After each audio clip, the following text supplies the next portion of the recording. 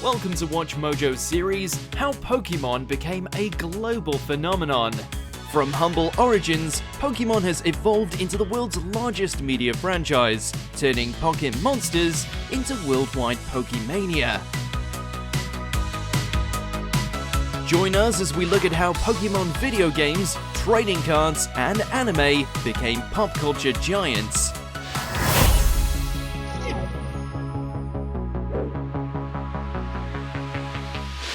It's crazy to think that one relatively small game developer gave birth to the massive multimedia franchise we know today. Founded in the 1980s, Game Freak was initially a small, self-published video game magazine created by Satoshi Tajiri and illustrated by Ken Sugimori.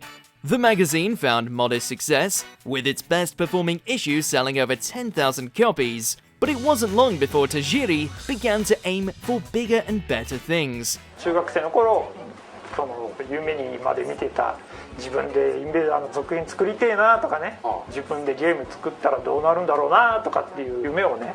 Growing disillusioned with the quality of the latest video game releases, Satoshi Tajiri decided to try his hand in video game development. After purchasing the hardware required and studying the basics, he, alongside Ken Sugimori and Junichi Masuda, would go on to develop games for big-name publishers such as Namco, Sega, and Nintendo.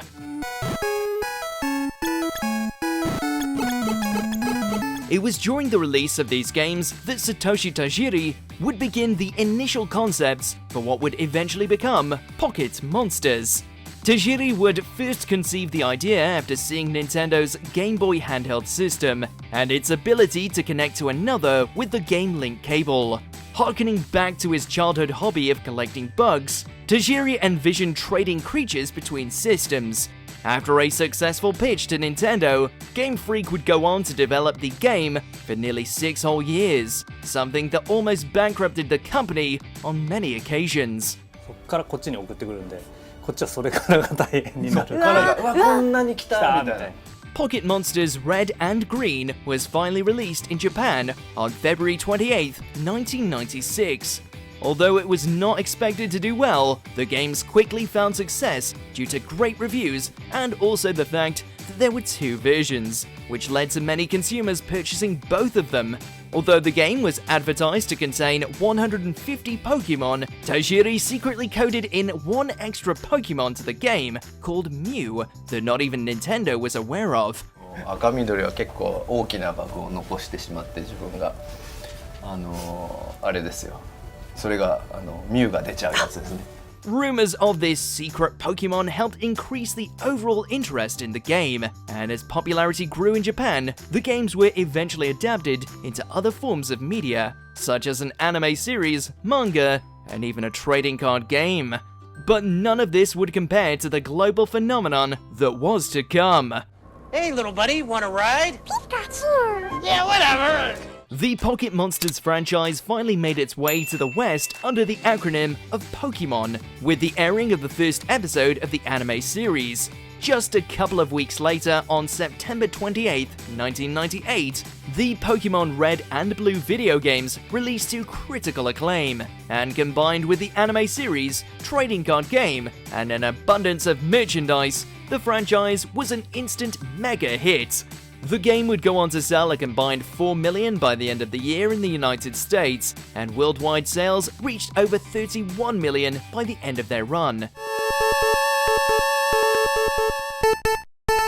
During the peak of Pokémon's popularity, Nintendo released a number of spin-off titles, such as Pokémon Pinball and Pokémon Snap. The most impressive spin-off at the time, however, was Pokémon Stadium, which allowed players to battle with their Pokémon from Red and Blue in full 3D on a console via the Nintendo 64 Transfer Pack. Pokémon Stadium became the best-selling console game of 2000 in North America, which was an incredibly big deal at the time, considering how much the Nintendo 64 struggled against its competitor, PlayStation.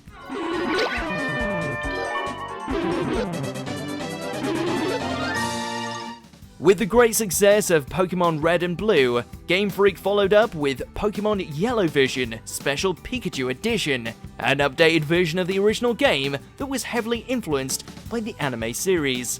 But a true sequel wouldn't arrive for another year. The hotly anticipated sequels Pokémon Gold and Silver finally arrived on October 15th, 2000, and continued the success of its predecessors. The games were the highest selling of the year and are considered by some to be the best in the series.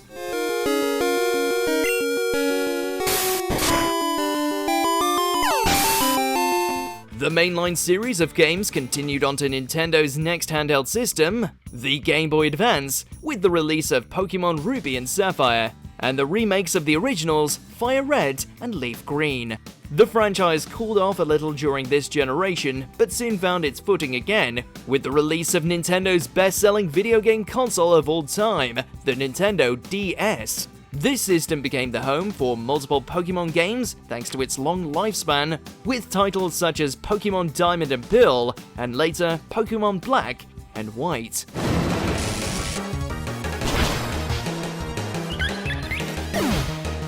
Nintendo's follow-up handheld console, the 3DS, initially struggled from poor sales. However, thanks to a price drop and the release of the first ever 3D games in the mainline series, Pokémon X and Y, sales quickly began to pick up. But this was nothing compared to the storm Pokémon was about to unleash upon the world.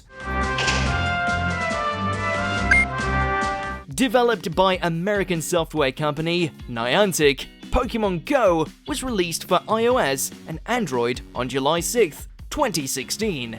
The game allowed players to locate and capture Pokémon in the real world via the GPS on their mobile devices. To say this game was a hit is an absolute understatement, as it ushered in the second coming of Pokémania. During the summer of 2016, you'd be hard-pressed not to find someone on the streets trying their best to capture Pokémon. But if that's not your style, guaranteed you will see plenty of others walking around, gathering, and battling Pokémon. The game is one of the most profitable apps of all time, and has been downloaded more than 500 million times worldwide. Its success caused the sales of Pokémon X and Y to skyrocket, and also put a lot of attention on the newly released Pokémon Sun and Moon, just a few months later.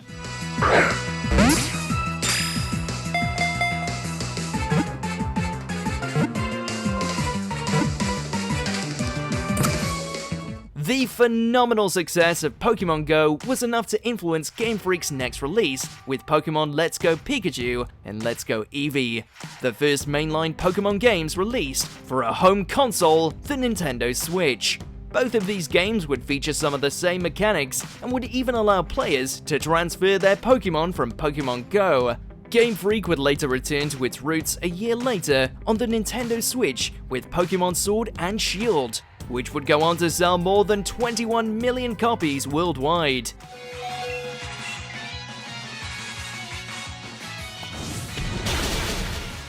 Before we continue, be sure to subscribe to our channel and ring the bell to get notified about our latest videos. You have the option to be notified for occasional videos or all of them. If you're on your phone, make sure to go into your settings and switch on notifications. The mainline Pokémon video games are just as strong as ever, with gamers anticipating not only remakes of Diamond and Pearl, but also a brand new direction for the series with Pokémon Legends Arceus. This new title by Game Freak is set to take players to the Sinnoh region's past, where they'll have to capture and battle Pokémon in ways we've never seen before.